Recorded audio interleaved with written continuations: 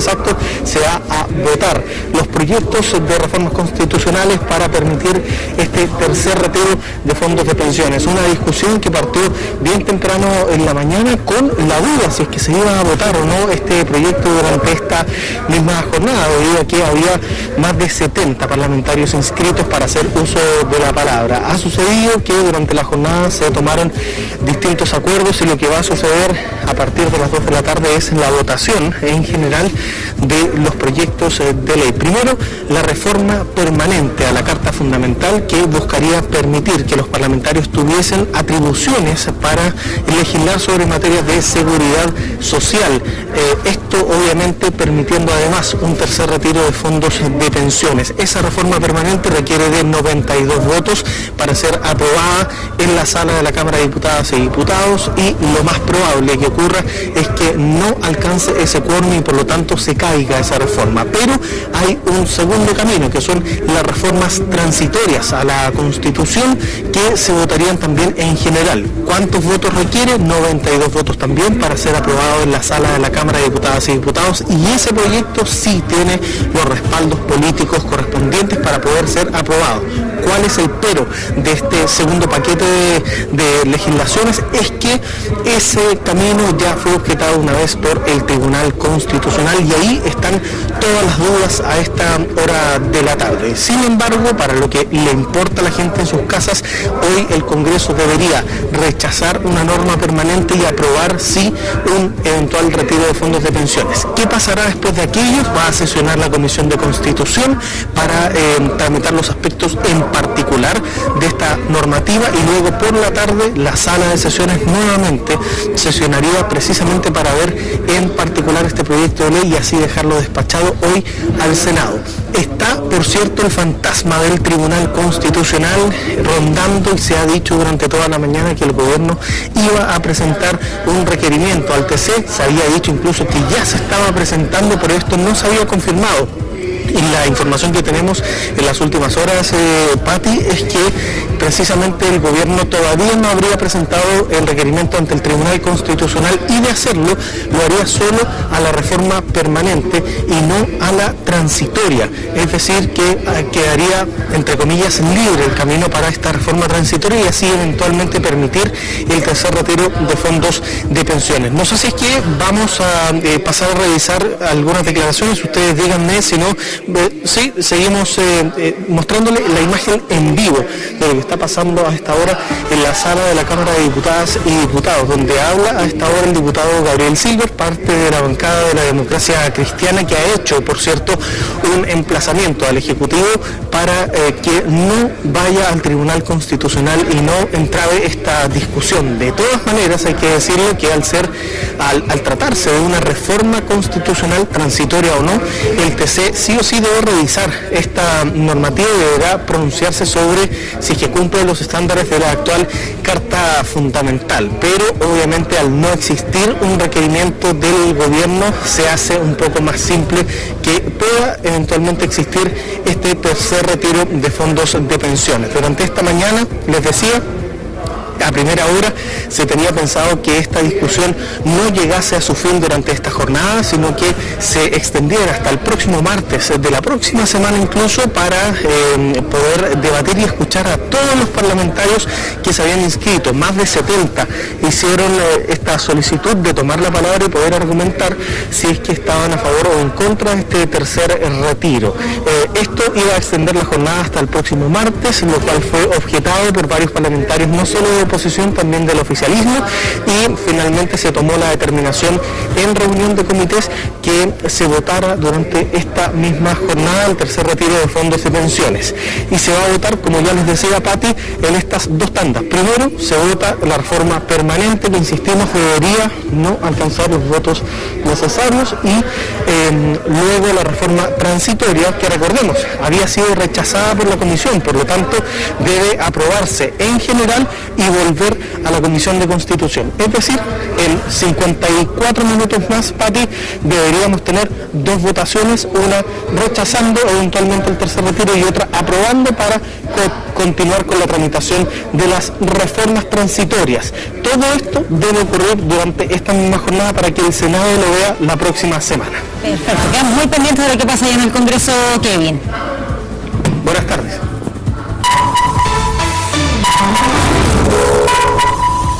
Ahora, total de 12 millones. Vamos de inmediato al informe COVID y escuchamos. 54 exámenes PCR a nivel país. De acuerdo a estos exámenes, los resultados son los siguientes: 7.357 casos nuevos de COVID-19, de los cuales 5.171 son casos sintomáticos y 1.661 son casos asintomáticos. La positividad para las últimas 24 horas a nivel país es del 9,74% y en la región metropolitana alcanza el 10% de positividad. La cifra total de personas diagnosticadas con COVID-19 en el país alcanza el 1.101.698 casos, de los cuales 43.229 son casos activos y 1.033.189 son casos recuperados. Hemos continuado la ejecución de nuestro Plan Nacional de Manejo de Paciente Crítico, incrementando progresivamente el número de camas críticas disponibles. Hoy disponemos de 4.296 camas críticas en la red integrada público-privada. De ellas, 4.082 se encuentran ocupadas, lo que equivale a un 95%, quedando 214 camas disponibles a nivel país.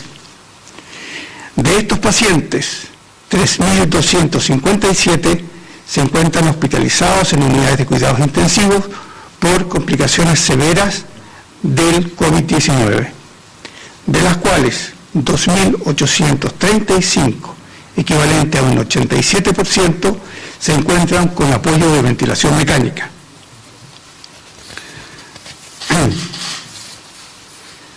Como hemos señalado en varias oportunidades, los diferentes grupos etarios han presentado un comportamiento muy diferente en cuanto al ingreso a unidades de cuidados intensivos producto de esta enfermedad. En el caso de los mayores de 70 años, representados en el gráfico por la línea azul, se aprecia que este grupo ha mostrado una baja sostenida en las últimas semanas. En cuanto al grupo de personas entre 60 y 69 años, representados en el gráfico por la línea amarilla, se ha consolidado esta tendencia a la baja también en las últimas 2 a 3 semanas. En tanto, los pacientes menores de 59 años, representados por las líneas verde, naranja y azul, han mostrado una alza sostenida y representan hoy día los grupos de mayor riesgo.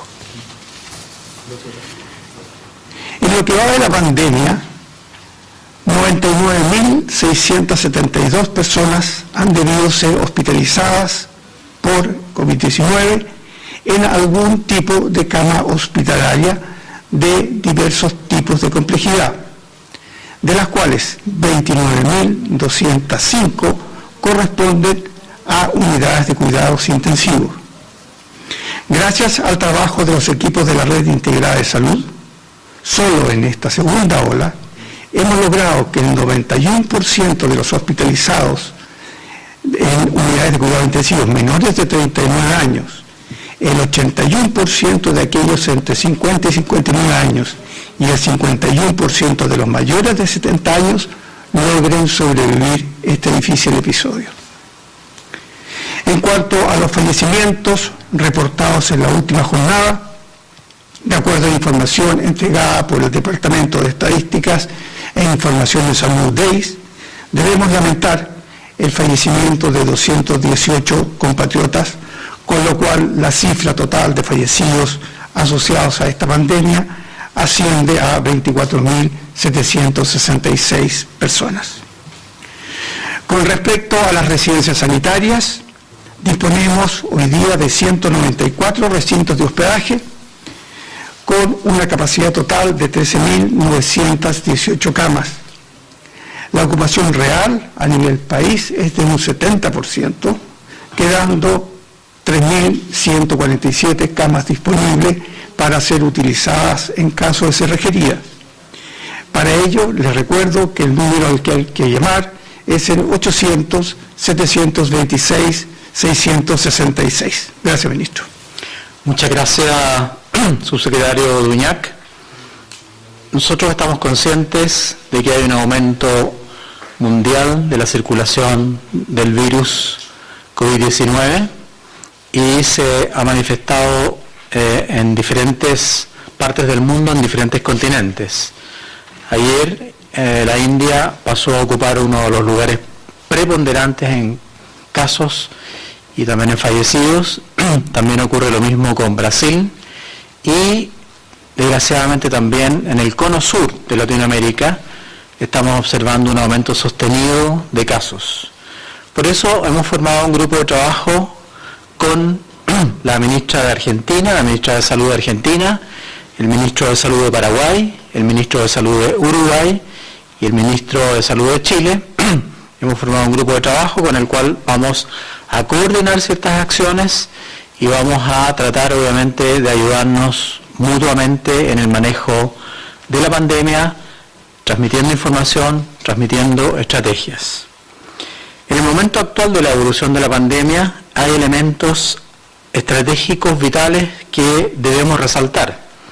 Primero, continuar con la comunicación de riesgo y para eso pedimos la colaboración de los comunicadores, de los periodistas, de los panelistas que son invitados tanto a canales de televisión como a radios que habitualmente tienen mucha difusión a nivel nacional y local, y en general a todas las personas que puedan contribuir de alguna manera en esta campaña.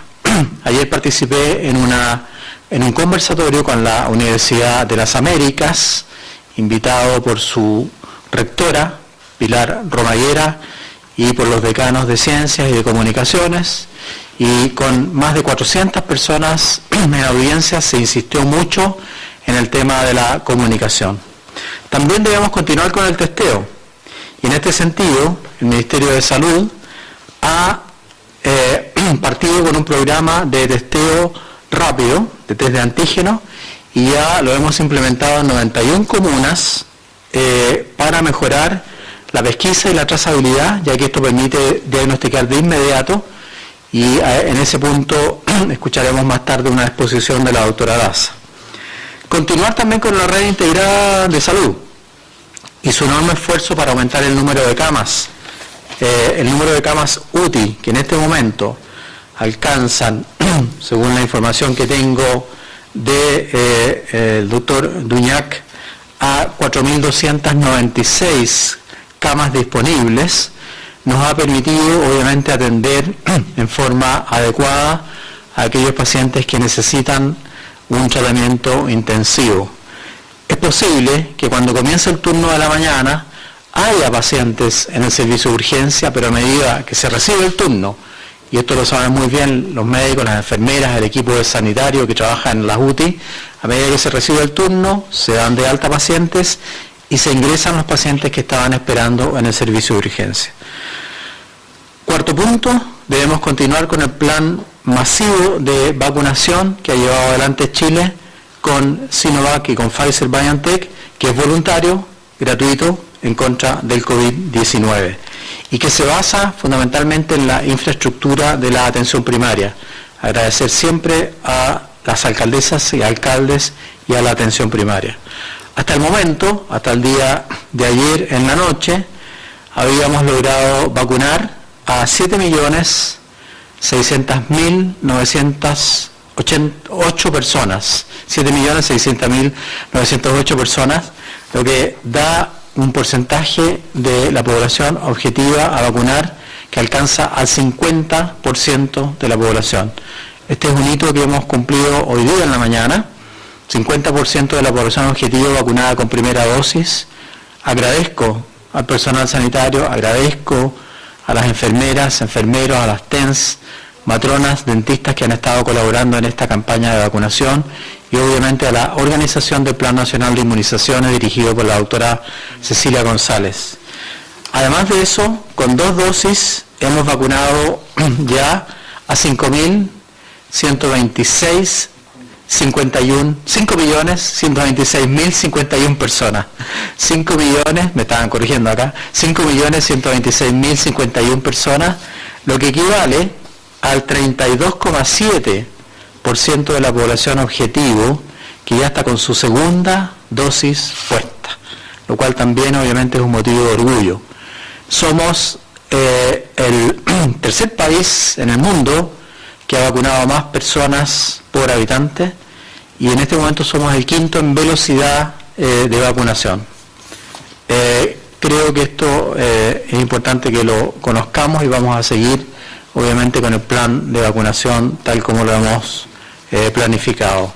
Hay que recordar también que paralelamente hemos comenzado a vacunar contra influenza y eso significa un trabajo arduo y un doble trabajo para el personal sanitario, así que también les agradezco eso, con la diferencia que influenza sí se puede colocar en niños y sí se puede colocar en embarazadas, así que se suma también una nueva población a la vacuna contra la influenza.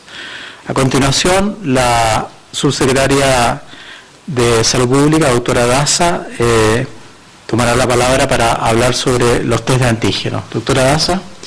Gracias, ministro. Bueno, muy buenas tardes. En el marco del fortalecimiento de la estrategia de testeo, trazabilidad y aislamiento, desde hace unas semanas, ya desde a fines de enero, hemos implementado la estrategia de antígeno, que tiene la ventaja de detectar oportunamente los casos. Esta estrategia principalmente fue implementada en la atención primaria, hospitales de baja, mediana, alta complejidad, y ahora desde hace 2 semanas hemos dado un paso más adelante. Hemos implementado esta estrategia en la búsqueda activa de casos, en aquellas comunas y en aquellos lugares donde tenemos alta incidencia de casos, llevamos los móviles con antígenos que nos permiten no solamente tener el resultado en 15-30 minutos, sino que además nos permite inmediatamente transar y conversar con las personas de lo importante trasladarse a una residencia sanitaria.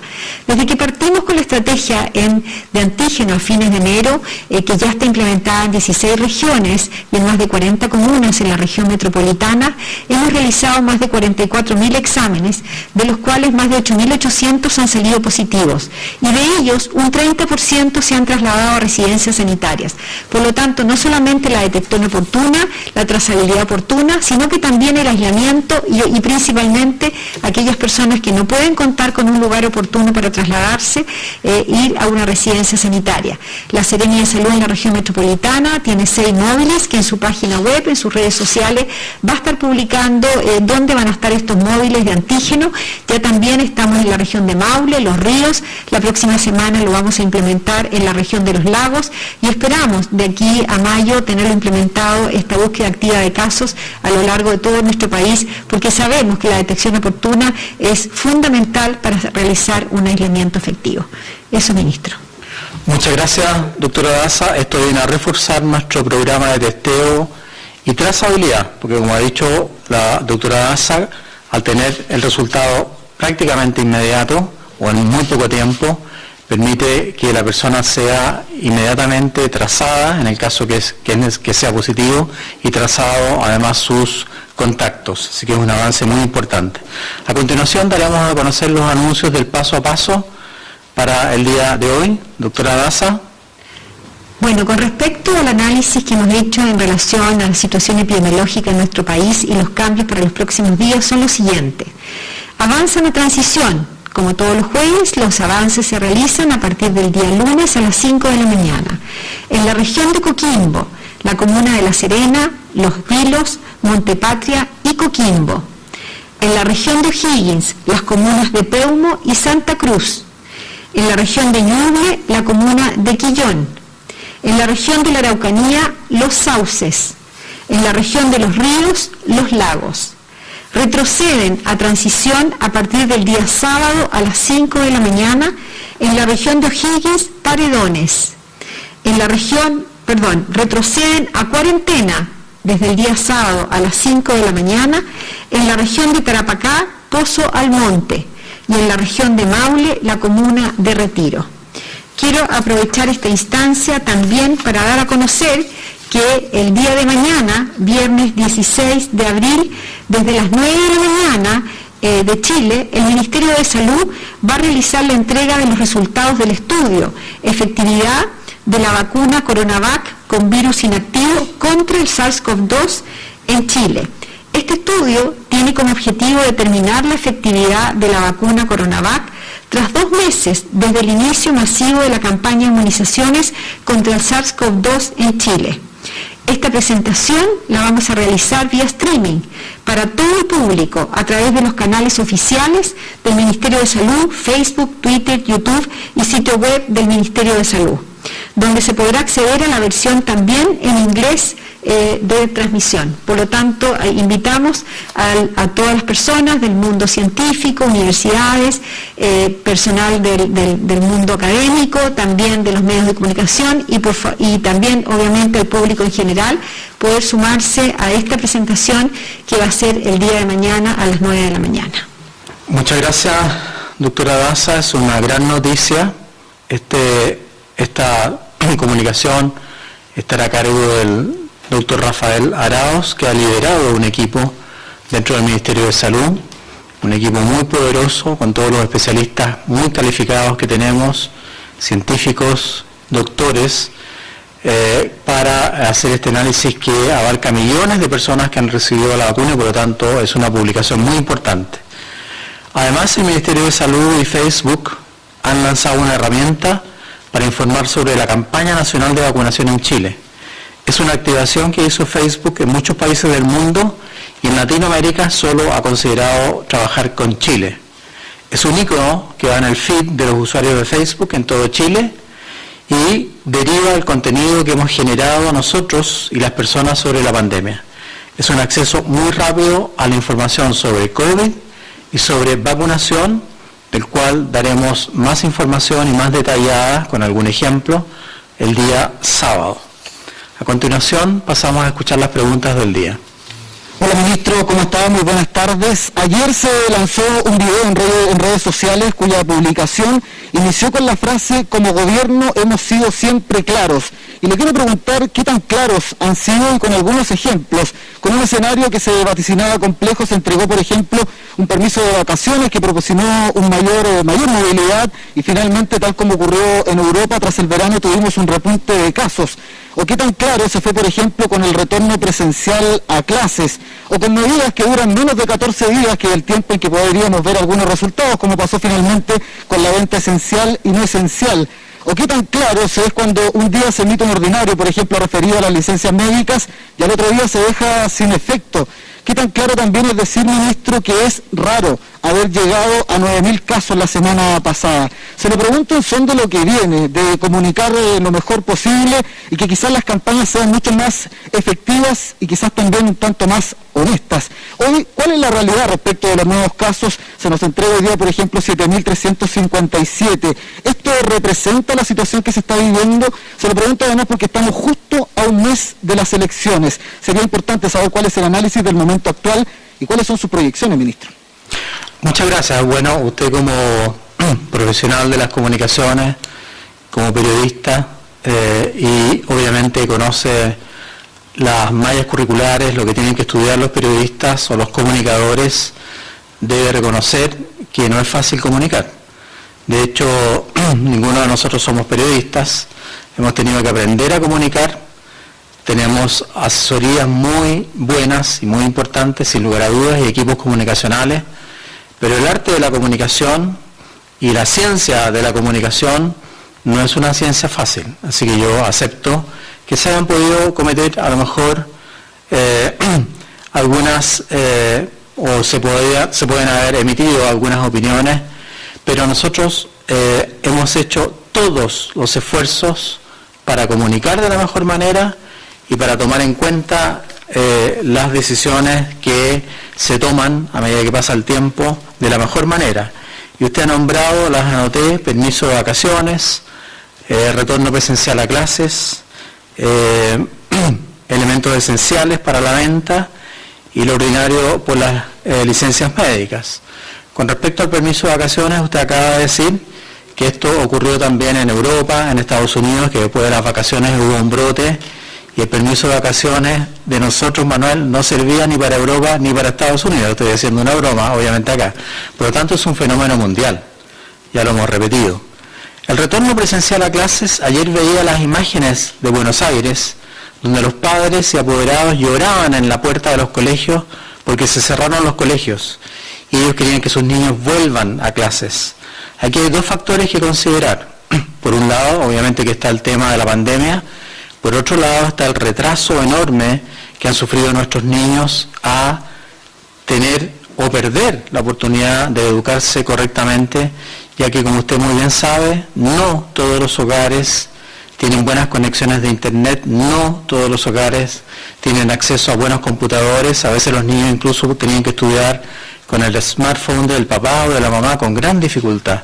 Por lo tanto, el regreso a clases, a pesar de que a nosotros, nos preocupa el tema de la pandemia, nos preocupa también muchísimo más el tema de la educación y el progreso de nuestras niñas y niños. Y eso ha sido demostrado y, facilitado por la UNESCO y por todas las asociaciones o agrupaciones que tienen que ver con la retorno a clases. Con la venta de los productos esenciales, obviamente se discutió mucho ese tema, duró hasta el día de hoy, no es que hayamos retrocedido, se hizo justamente como un signo de tratar de estabilizar, tratar de que la gente no concurra a comprar cosas que no eran esenciales, tal como dice su nombre. Se mantuvo la venta de alimentos y de cosas esenciales, pero se trató con esta normativa justamente de bajar la movilidad, que no vayan a comprar cosas que no eran absolutamente esenciales. Eso ya se suspendió. Nosotros pensamos que con 2 semanas era suficiente. El ordinario de licencias médicas fue retirado de inmediato, porque nosotros reconocemos nuestros errores y cuando se comete un error o cuando hay que modificar algo, inmediatamente la respuesta es corregir. Hoy día el número de fallecidos también es mayor porque recuerde, Manuel, que el servicio de registro civil durante sábado y domingo sufre un retraso en la entrega de datos y obviamente que tenemos un aumento en la cantidad de fallecidos, pero el promedio se mantiene alrededor de los 100, 110 fallecidos diarios. Para las elecciones, es una pregunta bastante difícil de contestar. Sin embargo, usted mismo acaba de decir, ayer tuvimos 7.000 casos, hoy día tenemos 7.000 nuevamente, no sabemos cuántos vamos a tener mañana, pero me sumo a la opinión del señor Tomás Pérez Acle, que dijo que si hoy día las cifras seguían alrededor de los 7.000 y ojalá que mañana también, ya el pic habría ocurrido la semana pasada cuando tuvimos los 9.000 y tanto. Por lo tanto, una vez que hemos logrado ese pic, sin embargo quiero esperar las cifras de mañana, esperamos una estabilización primero, no una reducción, una estabilización en las cifras para después volver a una cantidad menor de pacientes positivos y agregar a eso la circunstancia favorable de que hoy día se logró vacunar al 50% de la población susceptible, por lo menos con una dosis, y más del 30%, 32,7% exactamente, de pacientes ya con 2 dosis. Así que con todas esas medidas que hemos estado tomando y reforzando la comunicación, que fue lo primero que nombré hoy día yo, esperamos obviamente tener cifras más halagüeñas para la época de las elecciones. Ministro, muy breve respecto al permiso de vacaciones, claro, fue un fenómeno mundial, pero acá nosotros estábamos mirando desde antes lo que pasaba en Europa, por ejemplo, se pudo haber tomado una decisión distinta. Y respecto también a lo que usted menciona de la comunicación, ¿le parece que es una buena comunicación partir diciendo en una campaña, por ejemplo, en una publicación, que como gobierno han sido siempre claros? La verdad es que con respecto al permiso de vacaciones, nosotros detectamos, y la Mesa Social COVID-19 estuvo de acuerdo, y el Colegio Médico estuvo de acuerdo, después también es legítimo que la gente quiera cambiar de opinión, en que había una fatiga mental, una fatiga pandémica, un gran impacto impacto en la salud mental de los chilenos. Hoy día, a propósito de eso, sale un artículo en un diario de circulación nacional donde dice que Chile está entre segundo o tercer país del mundo que más impacto ha tenido en la salud mental de sus habitantes por efecto de la pandemia. Por lo tanto, el hecho de que la gente pudiera tomarse unos días libres estaba destinado más bien a ese punto. Todavía no estamos seguros, ni se ha aprobado, ni nadie ha publicado nada, porque mucho se habla, pero no se publica, sobre el efecto que tuvo el permiso de vacaciones en el aumento de los casos. A mí me gustaría que algún científico o algún grupo de investigadores hiciera esa recolección. Nosotros tenemos los datos, se los podemos entregar para que hagamos ese análisis. Con respecto a la frase que usted nombra, de que somos lo más exacto, lo más claros para, digamos, transmitir, yo se lo dije, nosotros no somos expertos en comunicaciones, pero hacemos todos los esfuerzos para tratar de comunicar de la mejor manera posible. Los lunes, jueves y los sábados prácticamente estamos toda la mañana acá, después todo el equipo se sienta a redactar lo que va a decir, a escribir, a presentar los gráficos, a tratar de hacer los números lo más transparente posible. O sea, hemos hecho el esfuerzo. Aquí no es llegar y sentarse y hablar y decir lo que uno piense y se le ocurra en el minuto. Se hace un esfuerzo comunicacional, cada equipo tiene un periodista que lo ayuda a preparar esta información. Yo siempre doy las gracias a los equipos comunicacionales por lo mismo. Entonces estamos haciendo el esfuerzo. Pero no somos periodistas, ustedes saben comunicar mejor que nosotros y por eso hoy día mismo les he pedido ayuda para que nos ayuden a comunicar de mejor manera. Muchas gracias. Segunda pregunta. Hola, ¿cómo están? Muy buenas tardes. Sobre los grupos etarios que están internados por COVID-19, hay más pacientes menores de 39 años en unidades de cuidados intensivos que mayores de 70 años. ¿A qué se debería esto? ¿Podría ser el efecto de nuevas variantes en nuestro país? Y en la misma línea, la ex seremi de Salud, Rosa Ollarse, afirmó que existe una variante chilena. ¿Es así? Muchas gracias, Mega. Esta parte de la conferencia de prensa queda a cargo de la doctora Paula Daza. Bueno, con respecto al número de casos, efectivamente las personas más jóvenes, yo tengo los datos acá, las personas menos de 50 años corresponden al 65% de los contagiados. Cuando vemos a los hospitalizados menos de 50 años corresponden al 41%. Y también hay un número importante de personas jóvenes hospitalizadas en unidad de cuidado intensivo. Ahí no tenemos hipótesis. Uno, las medidas de autocuidado. En general hay una menor percepción de riesgo de las personas más jóvenes y eso puede estar incidiendo que las personas se contagien más y obviamente se enfermen más. Lo segundo, también estamos con un plan de vacunación que, como ustedes saben, en esta semana estamos con las segundas dosis de las personas de 50 a 59 años y esas personas van a tener su respuesta en unas 2 semanas más. Por lo tanto, podemos atribuirle a la campaña de vacunación, podemos atribuirle también, probablemente las personas más jóvenes tienen menos percepción de riesgo y también hoy día en Chile sí tenemos circulación viral de variantes, ¿no es cierto?, la variante brasileña y también la variante británica, tenemos circulación comunitaria. No sabemos cuál es el impacto que tienen estas variantes en el aumento del número de casos. No hemos distinguido una variante chilena por parte del Instituto de Salud Pública, por lo tanto no podemos anunciar que hay una variante chilena. Y lo otro que quiero sí aprovechar de decir que hace unos días atrás, en una viajera chilena proveniente de Estados Unidos, que llegó como el plan lo dice, el plan de viajeros, las personas se aíslan en una residencia sanitaria, se le hizo su PCR y su PCR salió positiva y todas las PCR en nuestro país que salen positivas de los viajeros son secuenciadas y esta persona se detectó una variante sudafricana. La persona se encuentra en una residencia sanitaria, aislada desde que llegó al país. Se hizo, obviamente, por todos los contactos del avión, que por motivos obvios estaban aislados, se les hizo PCR y no hay no se ha encontrado otra variante positiva de ese país. Y por último, quiero decir que la persona era asintomática y se encuentra aislada en una residencia sanitaria debido a que es un caso positivo.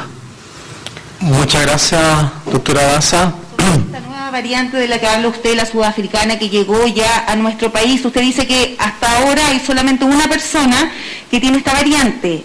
No hay otras, se ha testeado también a las otras personas que venían en este vuelo, cómo ha sido esa trazabilidad. Y lo otro es qué características tendría esta variante sudafricana. ¿Podría ser más contagiosa también? Bueno, todas las personas que ingresan a Chile desde hace unas semanas atrás, desde todas las personas que ingresan a nuestro país, tienen que ser aisladas en un hotel transitorio, ustedes lo saben, y todas las personas son testeadas.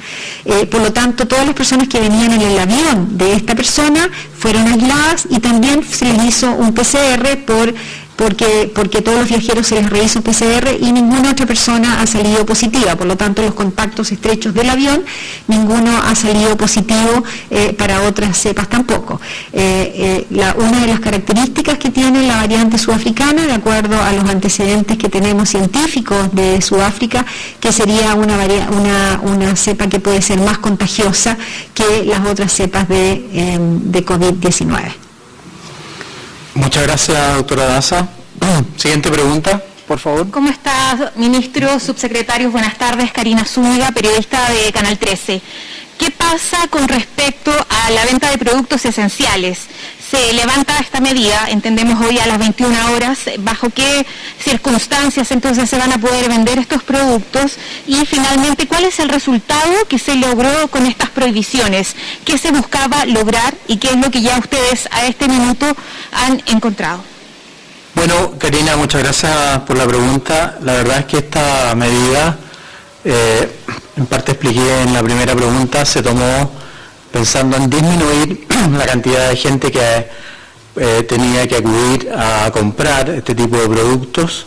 Solamente duró 14 días, fue una medida para sumarse a otras medidas, para sumar efectos dentro de una política que nosotros llamamos obviamente muy agresivo de una familia o la alimentación durante un tiempo acotado, fue solamente 14 días. Y ahora hemos vuelto a la normalidad. La subsecretaria Martorell, en el curso de la mañana, dio también una conferencia de prensa y los productos no esenciales, después del fin de la prohibición, también se podrán vender por delivery, por ejemplo. Por lo tanto, se levanta la restricción, pensando en que la gente sí tiene que seguirse cuidando y, como hemos dicho, no salir en forma innecesaria de su casa para evitar la diseminación del virus. Ministro, y en ese sentido también dentro de las medidas, ¿hasta qué punto se sostienen las cuarentenas? Hay distintas comunas en que también ha habido un alto número de casos pese a estar en cuarentena, tomando en cuenta también lo que está ocurriendo en la región metropolitana. Ese tema, Karina, lo discutimos permanentemente y es una pregunta que nos hacemos también en el comité ampliado de COVID que funciona justamente los lunes, los jueves, y hoy día estuvimos con el presidente varias horas. La verdad es que hay comunas, como dice muy bien usted, que han sobrepasado la etapa que nosotros fijamos de 4 semanas en cuarentena, pero que desgraciadamente siguen manteniendo tasas altas de contagios, una PCR positiva muy alta. Hoy día el promedio nacional y metropolitano es del 10%, hay comunas que todavía tienen 18%, 19%, que tienen baja búsqueda activa, que nos permitiría aislar rápidamente a las personas, en cambio tienen mucho más búsqueda por enfermedad.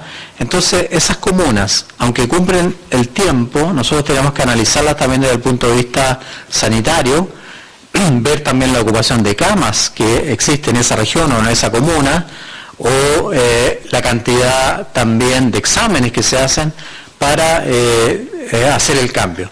Nosotros sabemos que en la región metropolitana hay algunas comunas que están, digamos, con índices más positivos y otras menos positivos, pero queremos tratar de tomar una medida justa, más homogénea y obviamente que nos permita asegurar lo que hemos dicho siempre. En primer lugar, la salud de la población, sobre todo la salud de la población, que es lo que siempre predomina en estas discusiones y es lo que pone en primer lugar siempre el presidente de la República.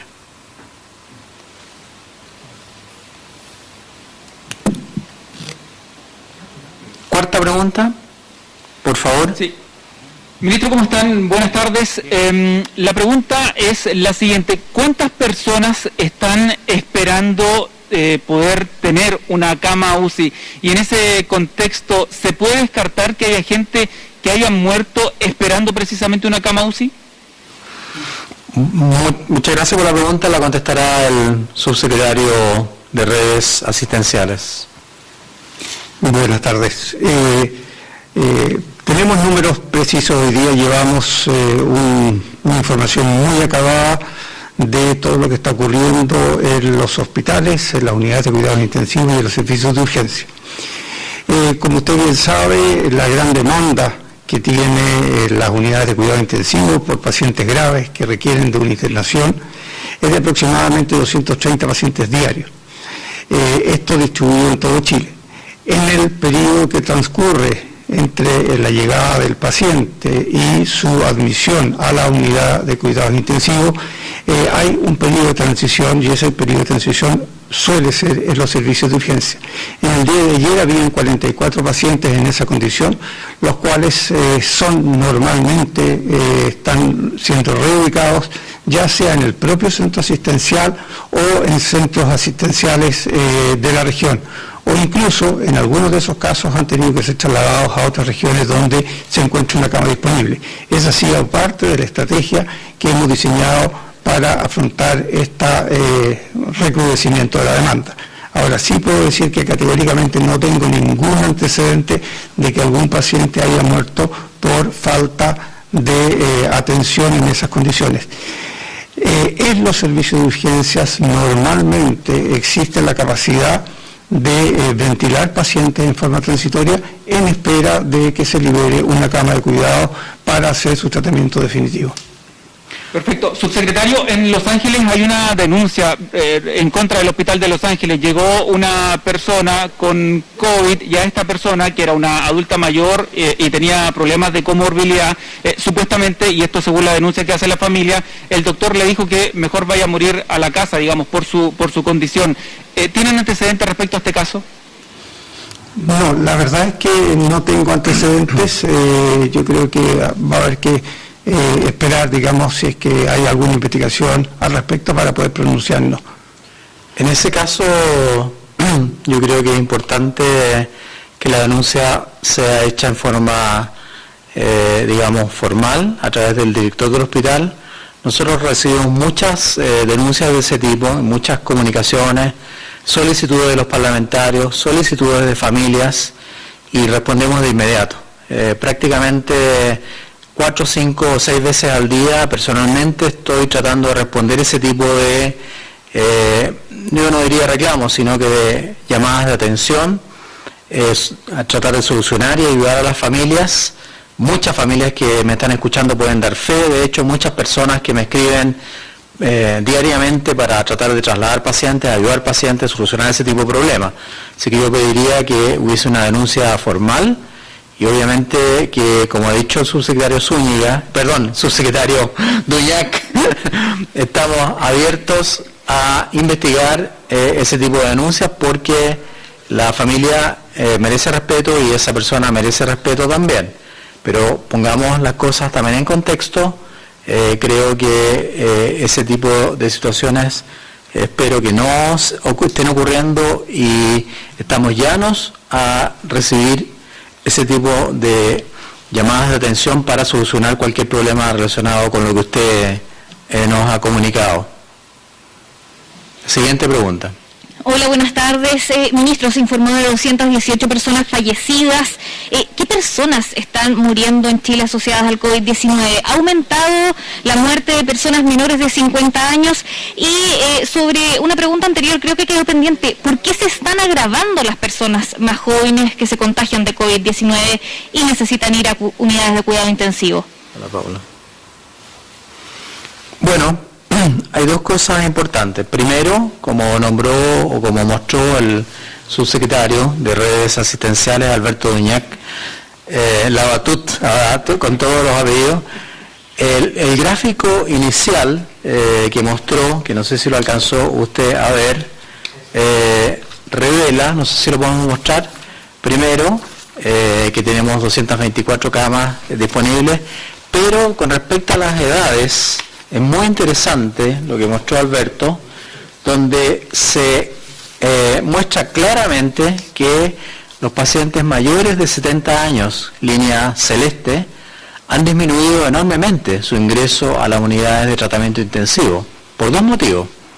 Porque probablemente está haciendo efecto ya la segunda dosis de la vacuna y también han disminuido su ingreso, se nota una disminución entre los pacientes de 60 a 69 años de edad, que es la línea amarilla.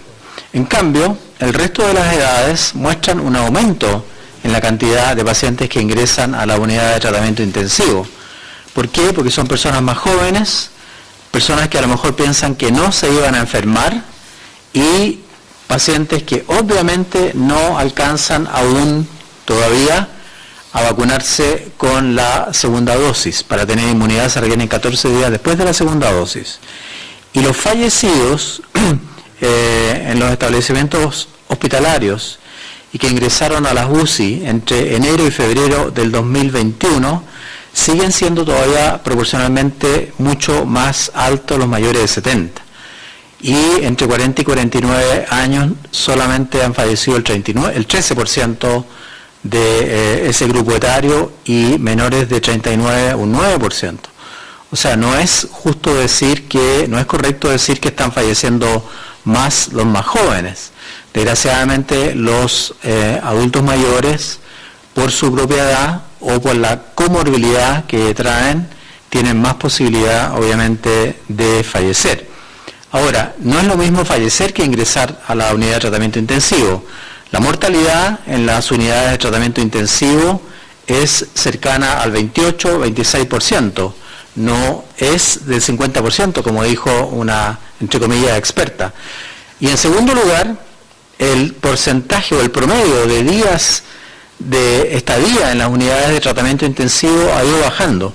Y también ha ido bajando el promedio de estadía de ECMO, en ECMO, que es un procedimiento de oxigenación extracorpórea para aquellos pacientes que tienen un gran daño pulmonar. Por lo tanto, se observa una disminución en el promedio de estadía, tanto en UTI como en ECMO. Se observa, como ya lo dijimos y se dijo hace días atrás, un aumento en las pacientes con menor edad, pero no hay un aumento en la mortalidad y menos aún más mortalidad en adultos más jóvenes. No es exacto ese dato. Muchas gracias. Con esto terminamos la transmisión del día de hoy. Le damos las gracias a los canales, a las radios y a los equipos comunicacionales y a los periodistas. Que tengan una muy buena tarde. Bien, ahí entonces este reporte del día de hoy, este informe de COVID, en lo que se refiere a los nuevos casos, lo ven ustedes ahí en pantalla, se informó de 7.357. Y en cuanto a los fallecidos, 218 personas que han fallecido según este último registro. Hay que estar atentos ahí a lo que dice relación con la ocupación de las camas UCI, 95% de las camas críticas ocupadas, 214 libres. Hay 3.257 personas internadas por COVID y dentro de lo que se anunció el día de hoy, La Serena y Coquimbo salen de la cuarentena, avanzan a la etapa de transición. Y otro de los aspectos que también ha llamado la atención es relación con que se detectó una persona con la variante sudafricana, una persona que viajó desde Estados Unidos.